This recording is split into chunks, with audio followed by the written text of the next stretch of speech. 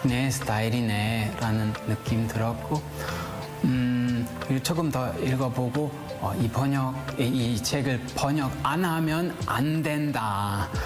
심지어 이 책을 독일어로 옮길 수 있는 사람 나밖에 없다.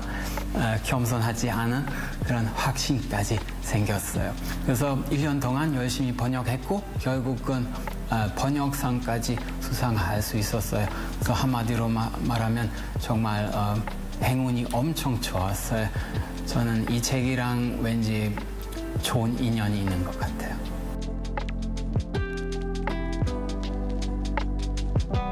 나중에 누가 물어보면 어려운 작품 뭐냐 꼭 이 작품이라고 얘기해야겠다는 생각까지 했어요. 그래서 이효석 메밀고 필 무렵 다 잘 아시는 유명한 작품이죠.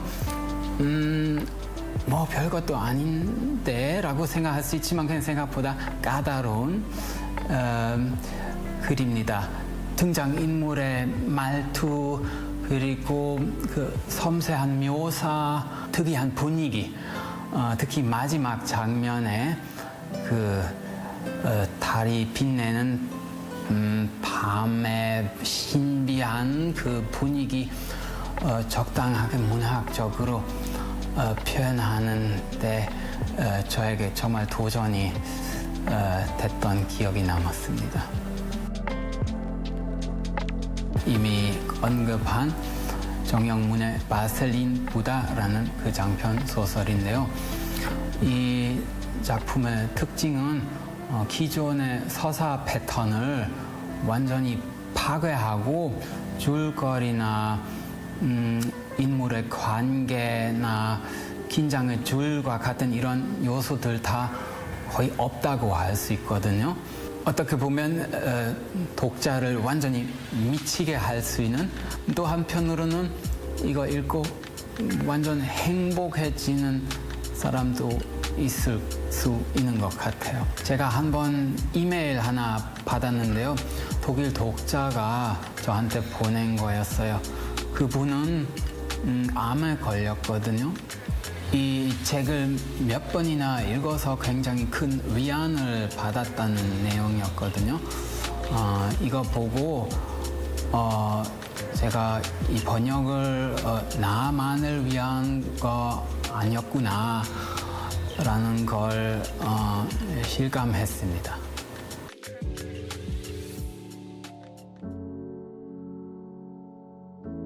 Das Pupsgeräusch, das der 1,85 Meter großen Frau, die mitten in der Nacht in der Stille des Parks auf dem Trampolin auf und ab hüpfte, entwichen war, war nicht allzu laut gewesen. Doch hatte es, ohne die nächtliche Stille im Park zu zerreißen oder weithin fortgetragen zu werden, wie ein kurzes, aber deutliches Signal geklungen. Wie ein versehentlich angestoßenes Glöckchen, oder wie das kurze Zwitschern eines Vogels. Und so war für uns die Sache, die ja auch schrecklich peinlich hätte sein können, nicht im geringsten peinlich, sondern einfach ein großer Spaß. Wir brachen in lautes Gelächter aus und der Grund, weshalb wenigstens ich so vergnügt war, bestand darin, dass mich das Geräusch des Pupses dieser sehr großgewachsenen, mir nicht sonderlich gut bekannten Frau, das, noch während es verhallte, in die Atmosphäre hinein verschwunden war, an eine von einem ausatmenden Fisch oder von einer anderen Bewegung am Boden des Teiches verursachte, an die Wasseroberfläche aufsteigende Luftblase erinnert hatte. Und während ich die Frau sah, wie sie im stillen nächtlichen Park auf dem Trampolin in die Luft empor und wieder herabschwebte, kam sie mir vor wie der letzte Mensch auf dieser Welt. Und ich dachte mir, dass Trampolinspringen sicher eine angemessene Tätigkeit wäre, falls man als letzter Mensch auf dieser Welt übrig wäre.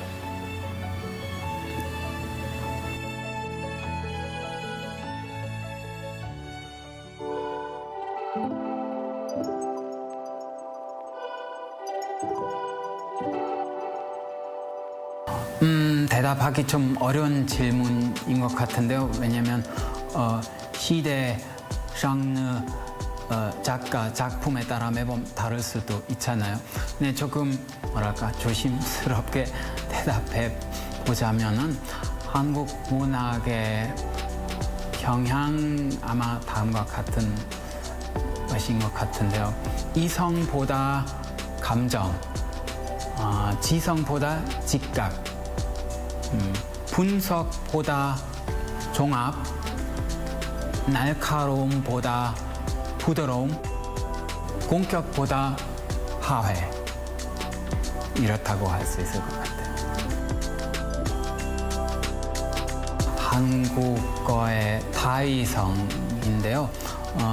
한국어의 경우는 남성인지 여성인지 어떤 인물이 남성인지 여성인지 꼭 결정하지 않아도 됐는데요. 독일어의 경우는 꼭 결정해야 돼요.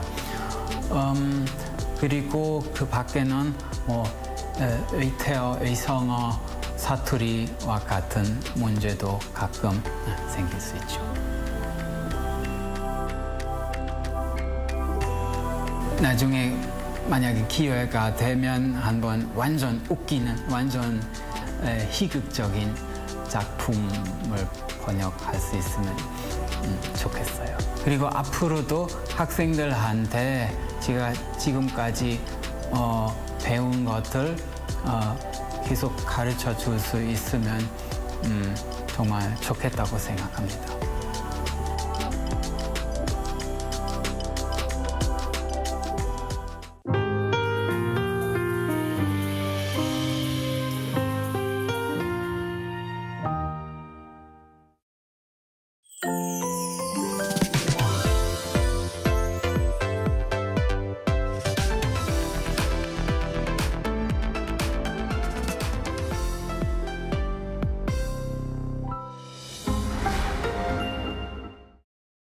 How to survive in Korea. Barbecue restaurants. Step 1. Taking care of your clothes. Put your jacket in the plastic bag. Seal it tight. If the stool flips open, store your clothes inside. Wearing light colors? Grab an apron. It's the best defense against oil splatter and smoke. Step 2. Bottomless side dishes. Basic side dishes at a barbecue restaurant. Eat, and eat as much as you want. Side dishes come with free refills. Oh, and if you don't see this sign, just ask, 사장님, 여기 밑반찬 좀 더 주세요. Simple, isn't it? Step 3. Grilling meat. There are various kinds of samgyeopsal in Korea. Place the meat on the grill. Turn it over when golden. And again when it looks done. Again and again and again. Step 4.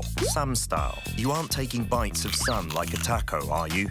In Korea, we have it in one bite. A pro tip here. Add only as much as you can handle in a bite. Gotta avoid awkward situations. Step 5. Enjoy the perks. After the meal, enjoy the perks offered as a Korean restaurant. Fabric refreshers get rid of the barbecue smell, while mint candies freshen your breath. Did you survive the barbecue restaurant? Hang on. Are you here with someone you want to impress? Then let's skip the garlic. Who knows what will happen?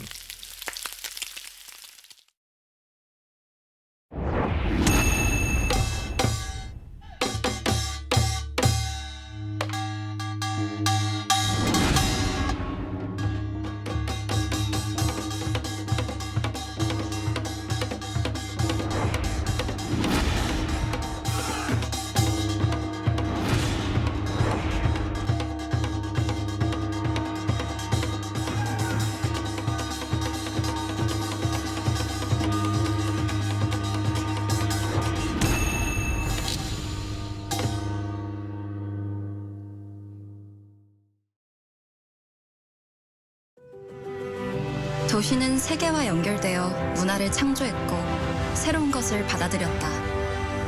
함께여서 우리는 더 자유롭고 더 멀리 갈 수 있어.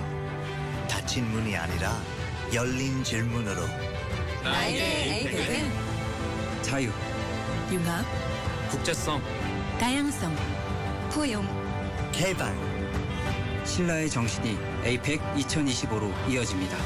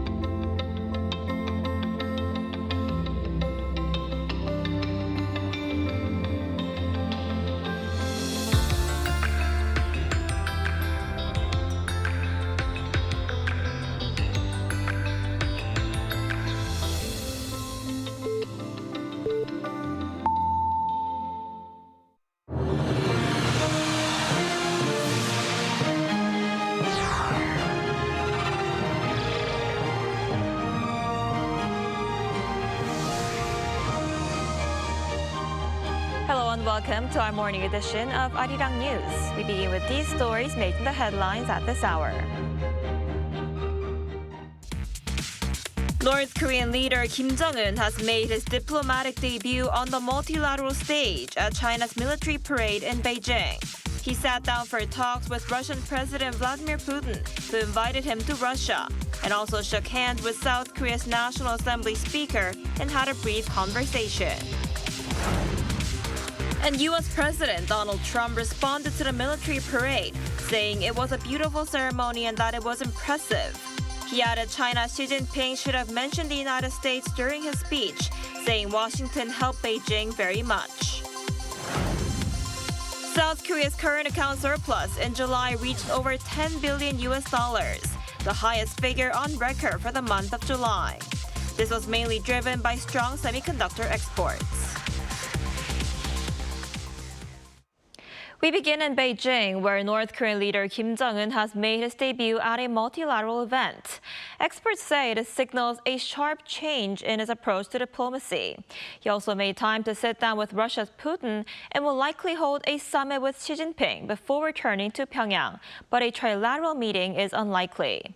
Our foreign affairs correspondent Oh Soo-young explains more. North Korean leader Kim Jong-un launched a new style of active diplomacy at China's Victory Day parade, displaying nuclear confidence in coalition with Beijing and Moscow. Center stage throughout the official events in Tiananmen Square, Kim was constantly at the side of Chinese President Xi Jinping, with Russian President Vladimir Putin on the other side. Amid geopolitical tensions, the gathering was a display of unity, last seen 66 years ago in the Cold War era. It seems intended to demonstrate the strengthening of North Korea and China's socialist solidarity as a form of counterbalance to the South Korea-US-Japan trilateral framework. Another aspect for Chairman Kim is to show he plays a key role within the North Korea-China-Russia alignment. For Kim Jong-un, the optics could portray North Korea as part of a trio of nuclear powers as he continues to seek recognition of Pyongyang as a nuclear state. Further showcasing their alignment, Kim and Putin held a bilateral summit on the sidelines following Wednesday's Victory Day events.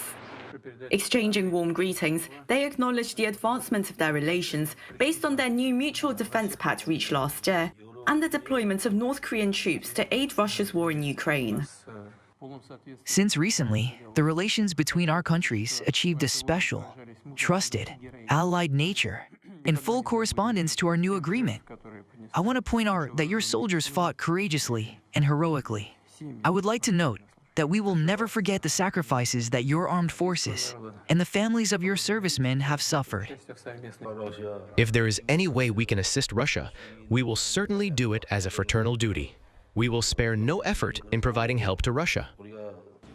The meeting between the two stretched on for 2.5 hours, during which Putin invited Kim to visit Russia.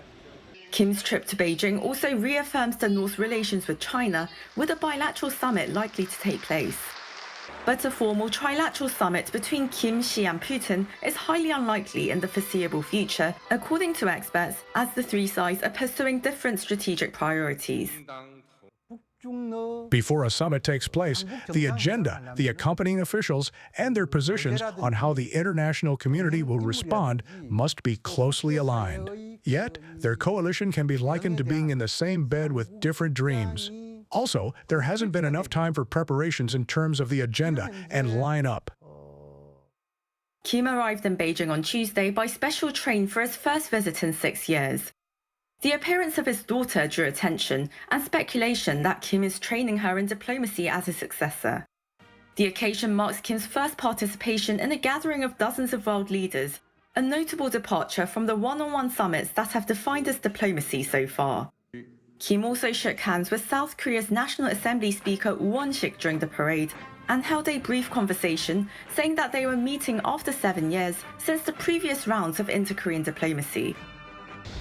The implications for inter-Korean and US-North Korea diplomacy remain uncertain. Observers say Kim might consult Xi about a potential summit with US President Donald Trump. Still, Seoul officials have cautioned against premature optimism, saying that Pyongyang has shown no signs of abandoning its nuclear program. Oh Soo-young, Arirang News. Meanwhile, U.S. President Donald Trump responded to the military parade by saying that Beijing should have highlighted the U.S. assistance provided to China during World War II. He also hinted at the possibility of troop removals from countries other than Poland, raising concerns about a possible reduction of U.S. forces in Korea. Our Moon Ji-young reports. U.S. President Donald Trump said on Wednesday that he felt China slighted the U.S. by not sufficiently acknowledging its role in winning World War II during a parade held to commemorate the 80th anniversary of the war's end. And I thought it was a beautiful ceremony. I thought it was very, very impressive. I was very surprised. I watched the speech last night. President Xi is a friend of mine. But I thought that the United States should have been mentioned last night during that speech because we helped China very, very much. This comes as Trump himself emphasized the immense help the U.S. provided to China in achieving its freedom. Meanwhile, during a summit with Polish President Karol Nawrocki on the same day, President Trump praised Poland for exceeding its defense spending commitments among NATO allies, while clarifying that U.S. soldiers stationed there would remain. If anything, we'll put more there if they want, but they've long wanted to have a larger presence. We have some countries that have more, not too many, but no, they'll be staying in Poland. However, he did state he would consider troop redeployment in other nations, a remark that further served as a reaffirmation of his broader plan for global U.S. troop reallocation. This comes amid lingering concerns that his administration might be considering a troop reduction in the roughly 20,500-strong U.S. forces Korea as it seeks to shift the role, mission, and operational scope of the command to focus more on deterring China. It remains to be seen whether the USFK will be subject to such a redeployment. During last week's summit with Korean President Lee Jae-myung, President Trump did not make specific remarks regarding a troop reduction, simply stating that he did not wish to speak on it at the moment because they are friends. Moon Ji-young, Arirang News. So as we just heard, in an apparent show of unity against the West, leaders of North Korea, China, and Russia appeared together at a massive military parade in Beijing. For more on this, we're joined today by Dr. Stephen Norper, president of Asia Dialogue. Dr. Norper, thanks for joining us this morning. Thank you. Good morning. So we saw a dramatic picture in Beijing yesterday with North Korean leader Kim Jong-un and Russian President Vladimir Putin walking shoulder to shoulder with Xi Jinping, the first time that the three leaders appeared together in public, right? What message were they trying to send to the West, and could this possibly bring a change to Trump's diplomacy? Well, it was quite a historic image, and indeed China was trying to project a paradigm shift alongside Russia and the DPRK. And let's remember there were 20 other nations represented there. So they're trying to present an alternative perspective to a Western-led global order. And that would be one where China and Russia, and to some extent North Korea and their other allies, meet and work together. So it was a tremendous display. It also represented Kim Jong-un's first trip to China since 2019, also his first multilateral meeting, and as was noted, his bringing his daughter along for her coming out. So it really was quite historic in that way. We also saw a tremendous amount of military hardware on display during the military parade, and that should give pause as it was intended to the U.S. and its allies, to include Korea and Japan. Right. Like you just said, the parade was largely aimed at showing off China's growing military power. You know, they unveiled hundreds of new weapons and, featured a lot of new troops, 10,000 troops. How would you assess China's military strength, and what does this mean for the rest of the world? Well, it's important to remember that China was projecting the best of its capabilities, and certainly it was overwhelming in terms of the amount of weaponry on display. Some things we should be concerned about to include medium-range missiles, which would certainly be of concern to Korea, the United States and their allies, as well as drone technology and hypersonic missiles, really a new level on display, and some things that we haven't seen before. as well as 10,000 plus troops, again, designed to show the resolve, the modernization, and the new sophistication of China's military. That will give a lot of people pause. Let's also remember, though, that not much by way of Chinese equipment has been battle tested. There's a long time before there would be actual deployment, and so there are some limitations we should keep in mind. As well, when we think about the broader alignment that you mentioned, there are differences, as was emphasized in the precursor piece, that there are differences among China, North Korea, and Russia. So we need to be careful where there are areas to be concerned about, but there's also a tempering effect going on. But clearly, China was out showing its muscle in a new and dramatic way. Right, and this was the first time that we saw Kim Jong-un on a multilateral stage. He also, sat down for talks with Putin, and he's also expected to hold a meeting with Xi Jinping possibly today. What does this reveal about North Korea's stance on security and diplomacy, and what should we expect next? Well, it's probably the warmest outing for North Koreans since the days of Kim Jong-un's grandfather, Kim Jong-il, certainly by way of the relations with both China now alongside Russia. It all started a year ago in June when Kim Jong-un met with Russian President Vladimir Putin in Pyongyang. And now, of course, there's an invitation back to Russia. And this was an attempt by Kim Jong-un to stake the relationship with China as well. So clearly they're trying to move in tandem, and it helps in terms of the multilateral disposition. 20 other nations also represented there. So a very dramatic showing by Kim Jong-un, who would like to see North Korea recognized as a separate state. He's emphasized that since the early part of last year in the breakaway from the notion of reunification with South Korea. This helps advance his notion of an independent DPRK and one well recognized by China and Russia. Of course, the lean in on Ukraine has been difficult with the commitment of troops, missiles, other armaments. And so this shows a new face, a new dimension to our regional and global security. And what also caught a lot of attention was Kim Jong-un's daughter, Kim Ju-ae, who arrived in Beijing with her father. And many say she could be North Korea's next leader. And this is her first public trip outside North Korea. What makes her appearance in China so important? Well, it seems to be dramatically important in terms of an uptick of recognizing her presence in Kim Ju-ae as a likely successor, or at least the father's preferred one for the moment. And we have seen her out really since 2022, touring factories and military outposts with Kim Jong-un. This, though, is a presentation much more dramatic on the global stage alongside her father. Chae Sun-hui, the North Korean foreign minister, is there behind her. Dramatic that Kim Jong-un is comfortable to have these women in his life and in positions of importance. So Kim Ju-ae is someone to keep an eye on, and clearly the reception by the Chinese, the Russians, and others did signal that they realize the importance that there may be a setup for dynastic change yet again in the DPRK at some point. All right, absolutely. Dr. Norper, thank you so much for your insight today. We appreciate it. Thank you. Aloha, and always a pleasure. Thank you. While Russian President Vladimir Putin was visiting China for the Victory Day parade, Russia continued its overnight airstrikes on Ukraine. Despite this, the Russian leader said he was ready to hold talks with Ukrainian President Volodymyr Zelenskyy if he came to Moscow. Our Ian-jin reports. Russian President Vladimir Putin said on Wednesday that he was ready to hold talks with Volodymyr Zelenskyy if the Ukrainian president came to Moscow.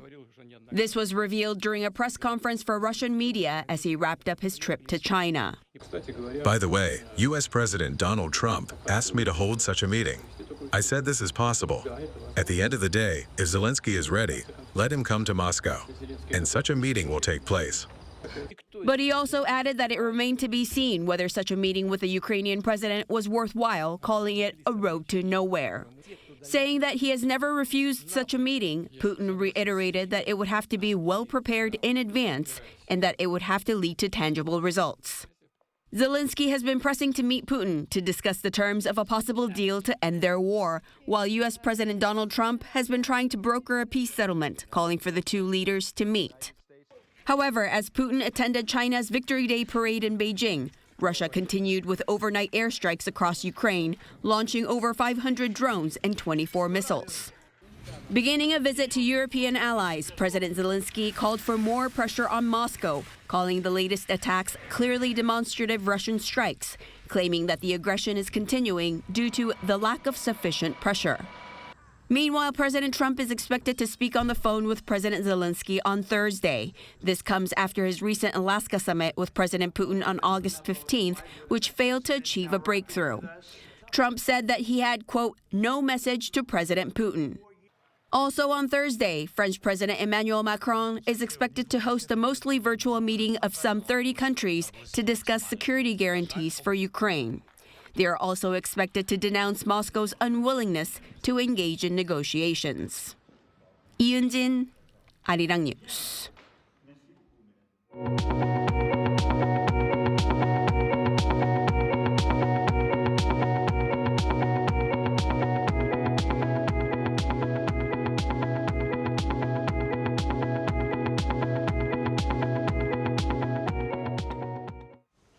South Korea posted its largest current account surplus for any July, driven by solid exports.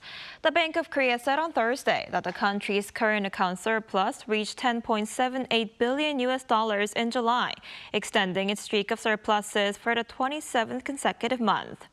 The goods account logged a $10.27 billion surplus for the month as exports advanced 2.3% from the same month last year.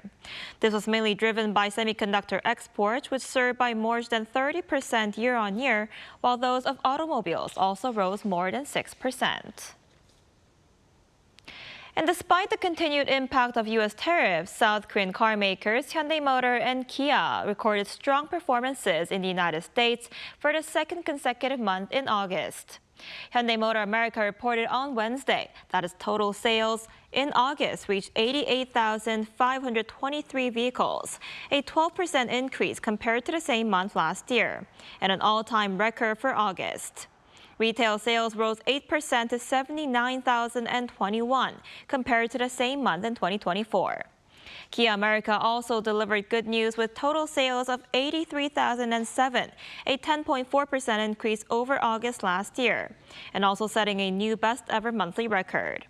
Electric vehicles accounted for the success of both automakers. On the cultural front, a world-renowned exhibition platform has opened its first Asian showcase right here in Seoul. Our Haenyeo was there. Design Miami has landed in Asia for the very first time, opening its Seoul edition to shine a spotlight on Korean designers who have long played a role in connecting the nation's culture with the world. Titled Illuminated, a spotlight on Korean design, the exhibition is Design Miami's first in situ endeavor. From stunning glass decorative pieces to traditional Korean accessories made from cow intestines, the exhibition shows Korean designers who have become renowned names in global design spheres. Design Miami is a globally renowned exhibition platform. By hosting such a prestigious design platform here in Seoul, the first in Asia, we wanted to create an opportunity for our city to expand and step onto the world stage through design. Design Miami in situ showcases over 170 pieces by 71 artists. From traditional crafts to contemporary concepts, every piece highlights the creativity of Korean design. Among the standout works are pieces deeply rooted in Korea's culture and traditions. Pagwamin's bench, made from a massive stone slab, evokes a surreal, dreamlike effect.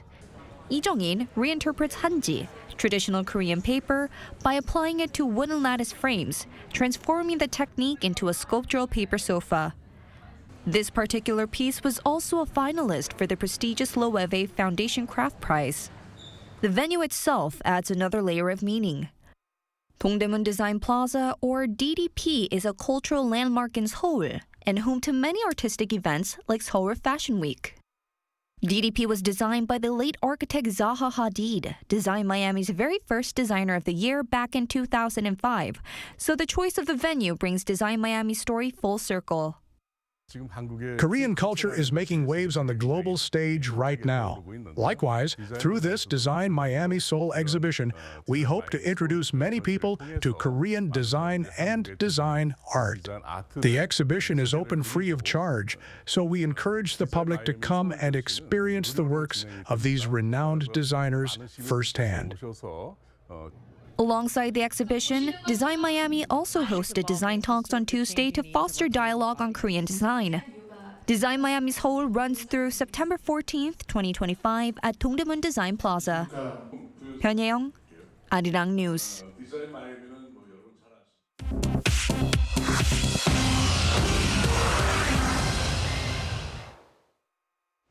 Good morning, I'm Choi Ji-hee, and this is The World Now. Starting in Portugal, where the derailment of the iconic Gloria Funicular cable railway in Lisbon claimed the lives of at least 15 people and injured 18 others. The accident occurred around 6:05 p.m. local time on Wednesday. A cable reportedly snapped, sending the tram down a steep hill before it crashed into a building and overturned. Aerial and bystander footage showed the yellow vehicle crushed and pinned against the structure. Lisbon Mayor Carlos Moedas described the tragedy as a tragic moment for the city. The Portuguese government has declared a day of national mourning, while the Lisbon City Hall announced 3 days of municipal mourning. President Marcelo Rebelo de Sousa offered his condolences and called for a swift investigation by the Prosecutor General's office. The line served residents and tourists since 1885 and carried about 3 million passengers annually. Iran increased its stockpile of enriched uranium just before an Israeli strike on its nuclear facilities on June 13th. That's according to the Associated Press on Wednesday, citing a confidential report from the International Atomic Energy Agency, which said Iran possessed 440.9 kilograms of uranium enriched to up to 60%, an increase of around 32 kilograms since May. At that level, the uranium would require only modest additional processing to reach weapons-grade levels of nearly 90%. The IAEA noted that this quantity could potentially be used to produce up to 10 nuclear bombs if further enriched. In response to Israeli attacks in June, Iran significantly reduced its cooperation with the IAEA, permitting only one inspection at its Bushehr power plant. IAEA Director General Rafael Grossi urged Tehran to reach an agreement promptly to restore full access and monitoring. U.S. Secretary of State Marco Rubio sent a warning to the drug cartels on Wednesday, saying the U.S. military will wage war on narco-terrorist organizations and that similar operations, such as the one launched against a Venezuelan drug cartel vessel in the southern Caribbean, will happen again. Tuesday's targeted military strike on a drug-carrying vessel killed 11 narco-terrorists, according to President Donald Trump. Defense Secretary Pete Hegseth echoed the stance, affirming that assets are deployed across air and sea, adding that designated narco-terrorists operating in those waters will face the same fate. Finally, legendary British band Radiohead have announced a return to the stage, marking their first tour in 7 years. According to the band's official social media account on Wednesday, Radiohead will launch a 20-date European tour this November and December, featuring 4-night residencies in Madrid, Bologna, London, Copenhagen, and Berlin. Drummer Philip Selway shared that last year's rehearsals revived their creative spark, saying after a 7-year pause, it felt really good to play the songs again and reconnect. Registration for tickets will be available at Radiohead.com starting Friday. Regular ticket sales will begin a week later.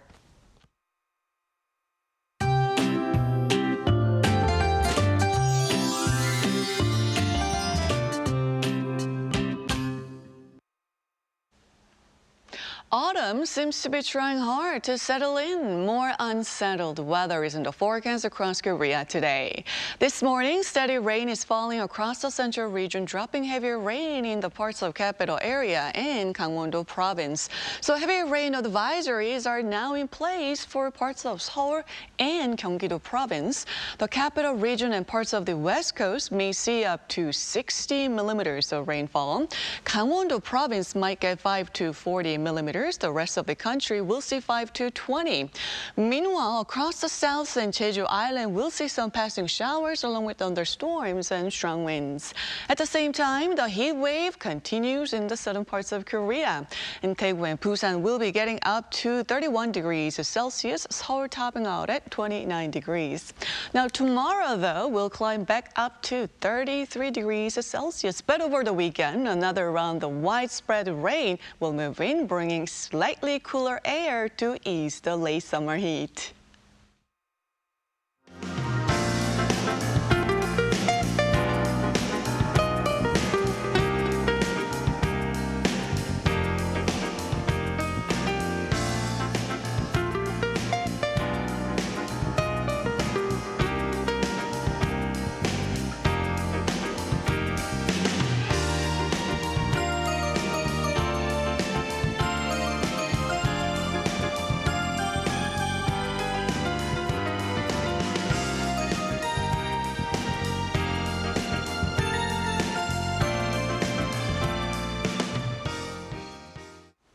Now that's all we have for this morning. Arirang News will be back at 5 p.m. Korea time. Thanks for watching.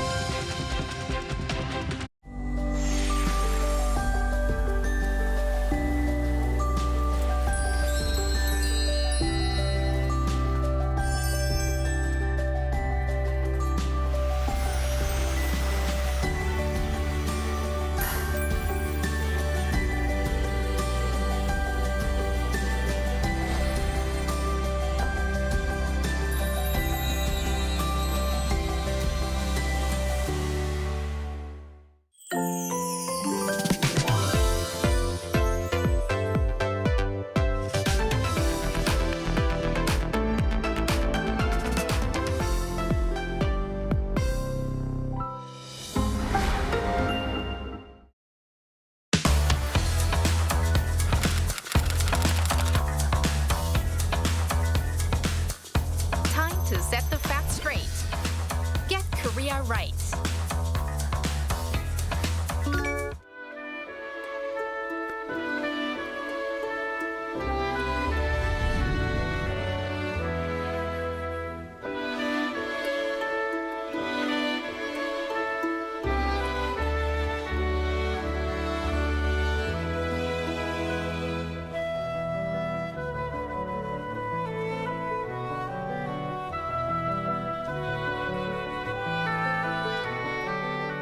안녕하세요. 방크에서 활동하는 박지은 연구원입니다. 한글은 600년의 역사를 가진 우리나라 고유의 문자인데요.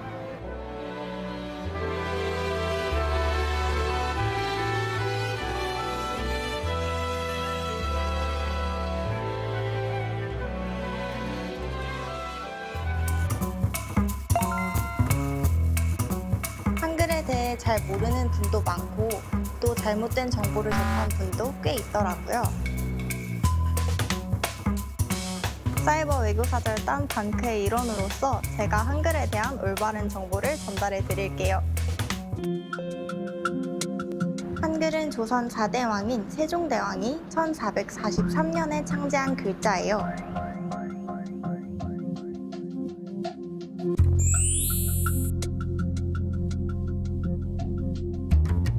한글은 자음과 모음으로 구성되어 있는데요. 자음은 입술, 이, 목구멍과 같이 발음 기관의 모양이나 그 움직임을 본떠 만들었고요.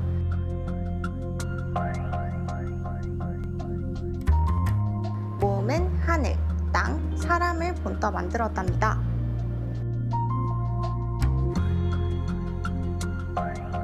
한글의 창제 원리와 사용법을 써놓은 훈민정음 해례본은 1962년 대한민국 국보로 지정되었고 1997년 유네스코 세계기록유산으로 등재되었습니다. 창적이고 과학적이며 아름다운 문자인 한글, 한국인의 위대한 문화유산입니다.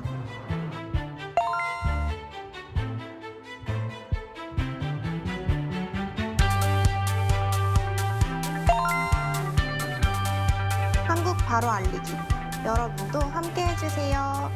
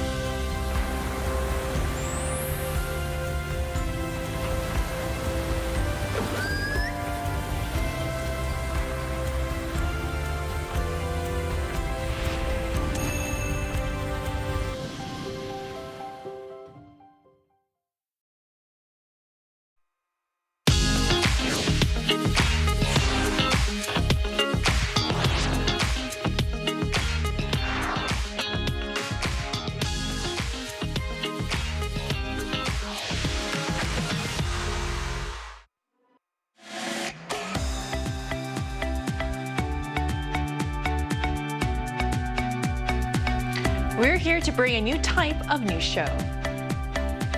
New insights, new style, and new topics every day.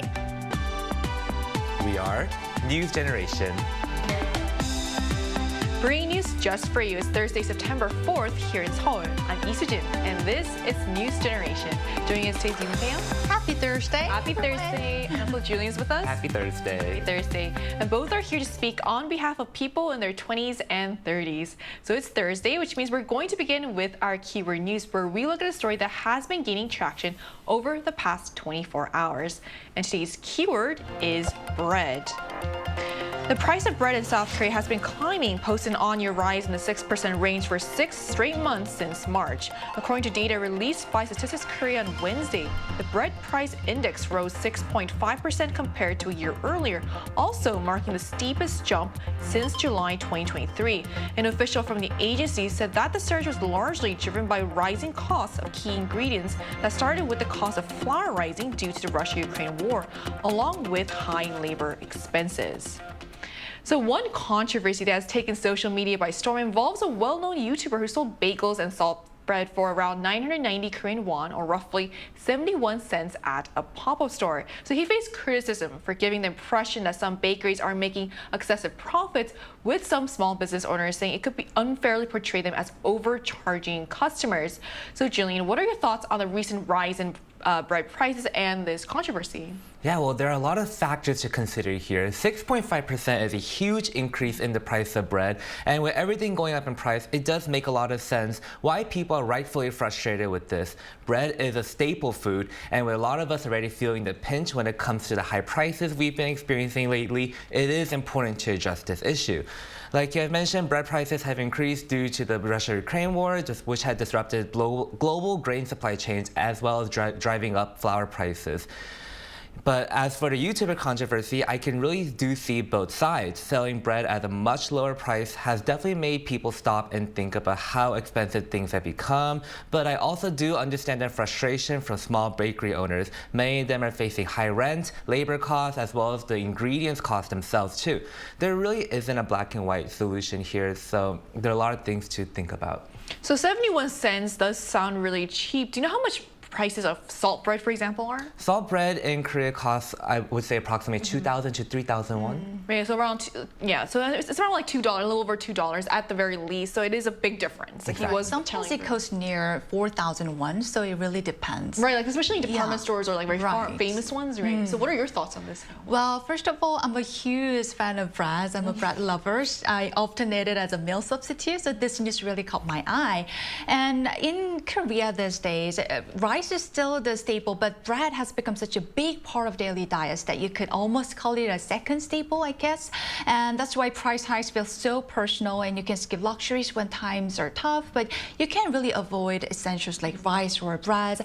And so when those prices go up, it doesn't just worry people, it can even feel depressing, and that's why so many rushed to the YouTuber's pop-up. And since he's a well-known economic influencer, people trust it even more. But I also heard the bakery owner point out that keeping prices that low, that means like endless labor with no breaks, plus covering the rent and other costs, like Julian mentioned. It's almost impossible. So the gap between consumer expectations and small business reality is really stark here. You made some really good points there. Right. So whether it's rising bread prices or pop-up promotions, the debate highlights the challenges small bakeries face in balancing cost, quality, and customer expectations. So for bakers and consumers alike, it's all about finding a balance between affordability, quality, and sustainability.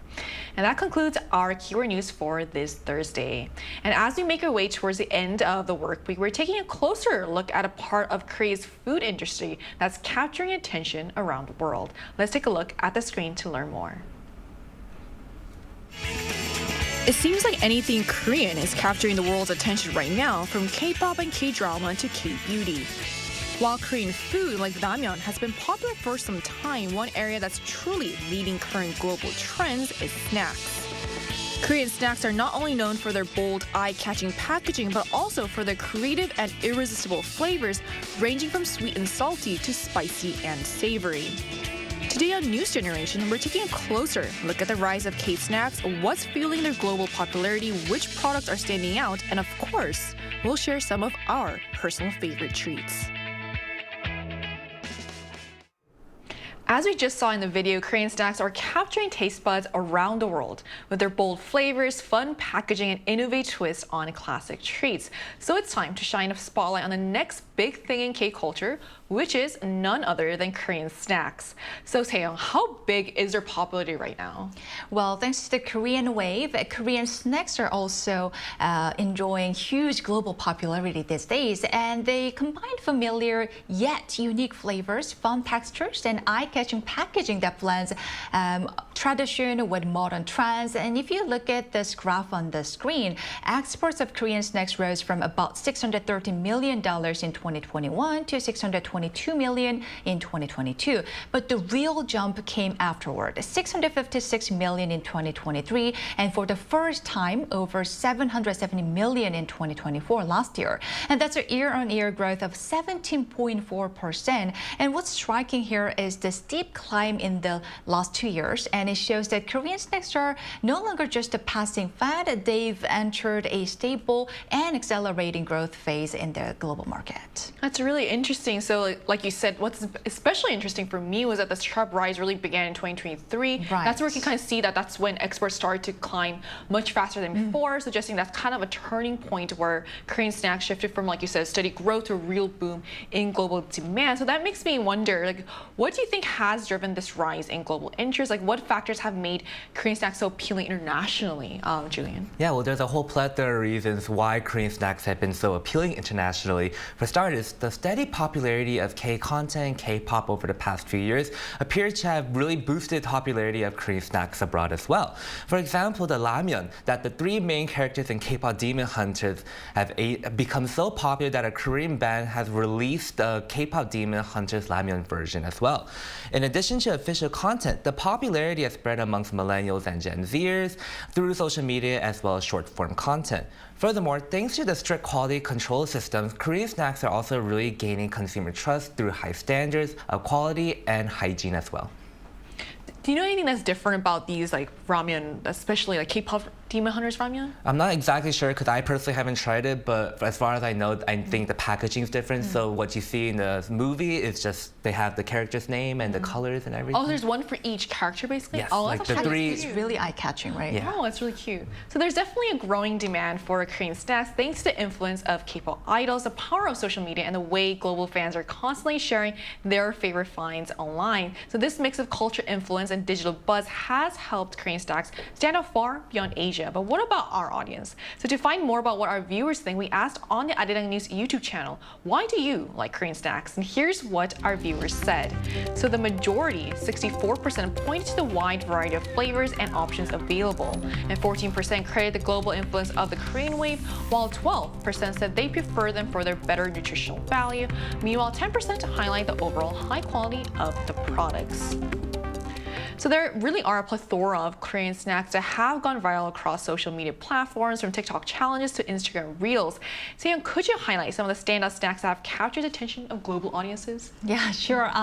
One standout example has to be banana flavored snacks, and I brought it to show you guys today. Oh, wow. Packaging is very cute, I have to say. It is. And they became a total syndrome after Blackpink's Jennie mentioned them as her favorite Korean snacks in a famous US talk show. And inside that, there you will see this kind of little wow, cute it's really sticks. soft. Yeah, banana shaped, right? And you know, it has become a must-buy souvenir for tourists. And the last 3 months alone, domestic sales jumped 30% year-on-year, while exports have almost doubled. And Jennie also mentioned shrimp chips at the same show. And here's the fun part: they even inspired the snack scene in K-pop Demon Hunters.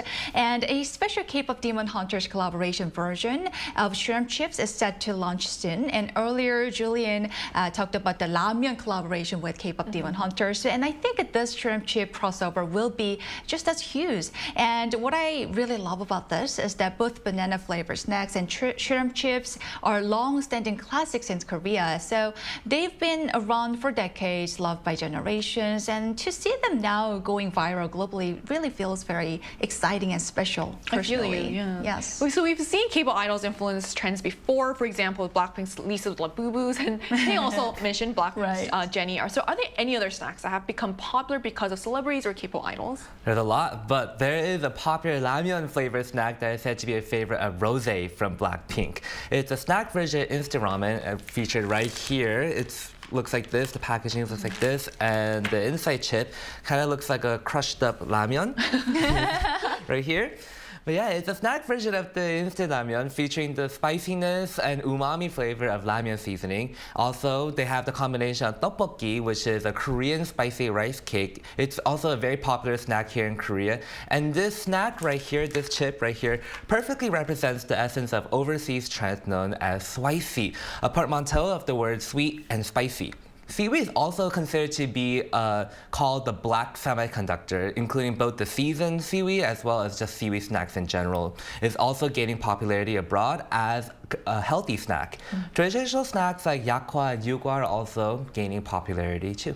You know, just when you put it down, I can smell it. The smell coming from the packaging. Like, how would you describe the smell? It's strong, but not in a bad way. Yeah, it does smell really good, but you could just smell how spicy it is. So I would imagine the taste would be a lot stronger too. So to learn more about the global rise of Korean snacks and what makes them so appealing, we'll be speaking with a Korean snack enthusiast from abroad. So that conversation will take place right after the break, so don't go anywhere.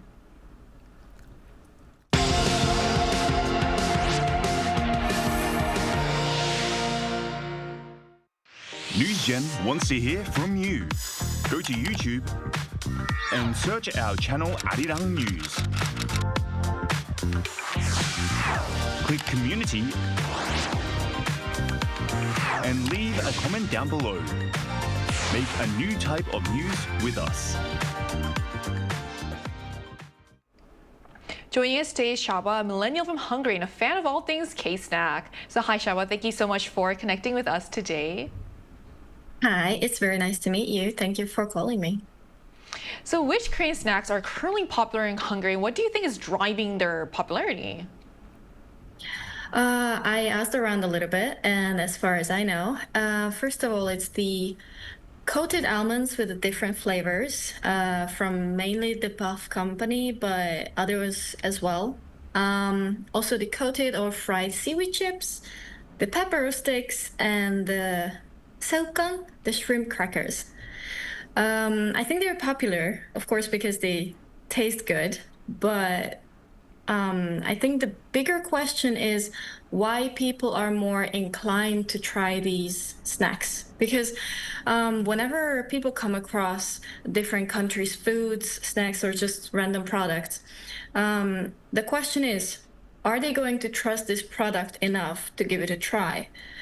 And I think with all this wave, or this Korean K-pop or like Korean culture's rise is giving opportunity for all these people to have a better opinion and more trust in Korea and Korea's products. So they look out for it, not look out for it, but look it up, and they try it out, and it seems like they like it, thankfully, because they're good. All right. As a fan of Korean snacks, Shaba, what do you think makes Korean snacks unique? Is it the quality, flavors, or something else entirely? I would say it's mainly four things. First would be the Korean snack companies' limitless exploration of possibilities. There's always something new. So, for example, if a company creates a simple bar of chocolate, next time they are going to create chocolate balls.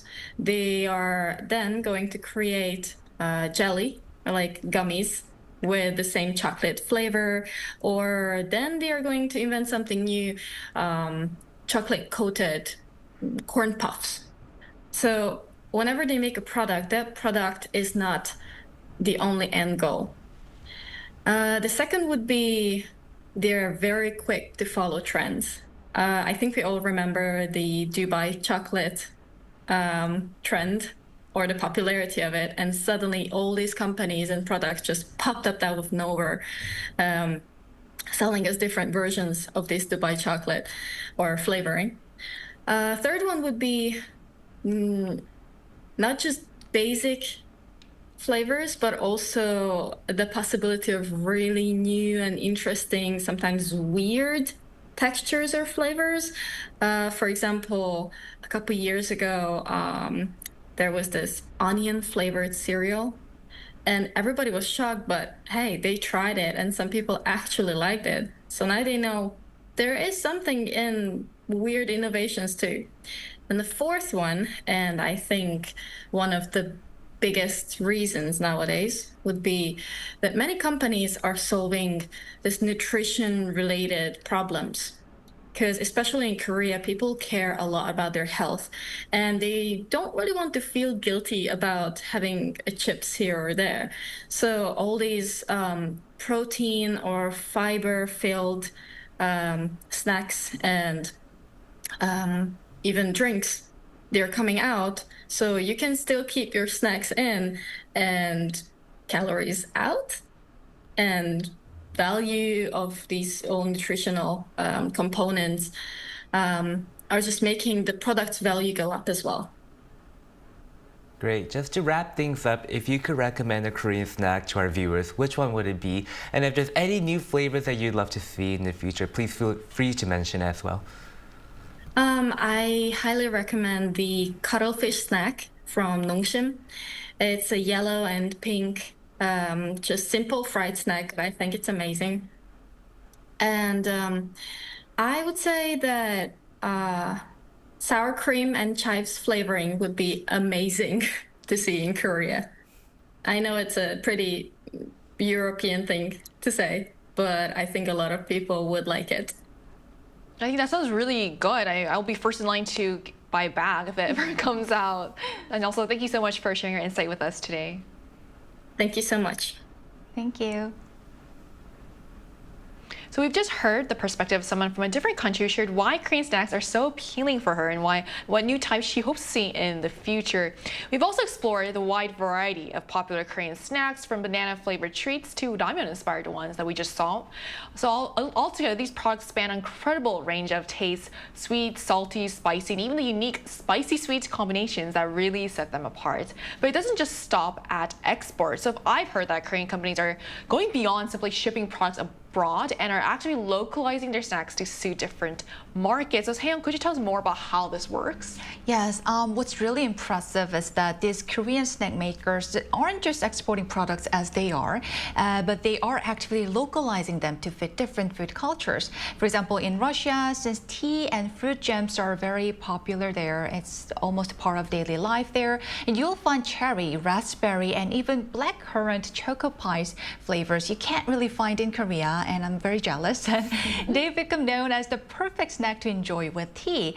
And in India, where people love bold spices, there's a masala flavored version of turtle chips. And another hit has been buldak potato chips, inspired by the famous spicy chicken ramyeon, which really captures that unique Korean rich and savory flavor. And besides this example, there are so many other localized products that some aren't even available here in Korea. And that shows us something important. K-snacks aren't just as it's not a passing trend. They are adapting, evolving, and becoming part of everyday life for consumers around the world. Yeah, like you said, I was always kind of taken aback that some of these aren't offered and you can't buy them in Korea. So which of these that you mentioned would you like to try? Well, I want to try masala flavored turtle chips because first, I'm a huge fan of Indian food, and I also like turtle chips. So it's a perfect combination. So beyond exports and localization, there's also talk about companies considering cultural, even religious factors in their product development. So how is that shaping the way Korean snacks are evolving for global markets, Julian? Yeah, so Korean food and Korean snacks have been really popular in Southeast Asia as well as the Middle East regions with large Muslim populations. Therefore, it's not just agricultural and marine products, but also snacks with halal certifications are also increasing. Unlike in the past, it is now possible to purchase Korean products from general large supermarkets in many countries, so adapting to diversify is really a positive development. It truly is. So to end our conversation today, if you could each recommend a Korean snack for our viewers to try, which ones would you choose? What are some of your personal favorites, Haenyeo? Well, I have to say I'm a total fan of classic ones, like the chocolate covered sticks, the P one or the B one with chocolate biscuit, or the butter flavor waffle cookies. They've always been my favorite. But lately, though, like our interviewer mentioned earlier, I find myself reaching for snacks that are a bit healthier. You know, these days everyone's into so-called slowing down aging, 저속 노화, and staying healthy. And snack makers are really reflecting that trend. So when I choose soy drinks, for example, I pick ones with less sugar and more protein. And when it comes to snacks, I look for options that are high in protein, lower in calories, but still have a nice texture and taste. And they might not be as indulgent as the traditional treats, but if you're trying to watch your diet or just eat a bit healthier, these are definitely worth giving a try. So we've mentioned like sweet snacks, you mentioned spicy stuff, but like you said, there's also healthy options. So if you want to look like Haenyeo, there's so many options for you. So what about you, Julian? Well, I don't think I have any recommendations for healthy snacks. I'm just going off of what food I really ate when I was a kid. But I really enjoy eating 감자. I think in English it's considered karto. But I really do enjoy snacks that are more on the saltier side. So that's always just been my go-to Korean snack. I also really like korebap. It's just like a chip that's like shaped in like a box. It can be green or blue, but I really enjoyed that. And last but not least, this is more on the sweeter side, but I really like 꿀꽈배기. It's a honey twisted chip that is... It's a classic. Yeah, it's very... I wouldn't say it's very sweet. I think it's just kind of like salty covered in and honey, chip. right? It is covered in honey, yes, and it's very, very crunchy. So if you like snacks that are more on the crunchy side, I really recommend trying this one too. These are all really good options. So with their bold flavors, eye-catching packaging, and creative twists, Korean snacks are clearly making their mark around the world. From exports to carefully localized versions tailored to different markets, it looks like the popularity of K-snacks are just getting started. And as celebrities and fans alike continue to share their favorite treats on social media, media and new flavors and concepts keep emerging, it's clear that the next wave of K-snacks could be even more exciting. And hopefully we'll see even more innovative tastes and trends coming to snack lovers everywhere. And this brings us to the end of today's episode of News Generation, but News Gen will be back tomorrow at 10:30 a.m. Korea time. Big thanks to Haenyeo. Thank you. Thank you for coming in, and Julian. Thank you for having me today. And to our viewers, thank you so much for watching, and we hope you have the best day. We are News Generation.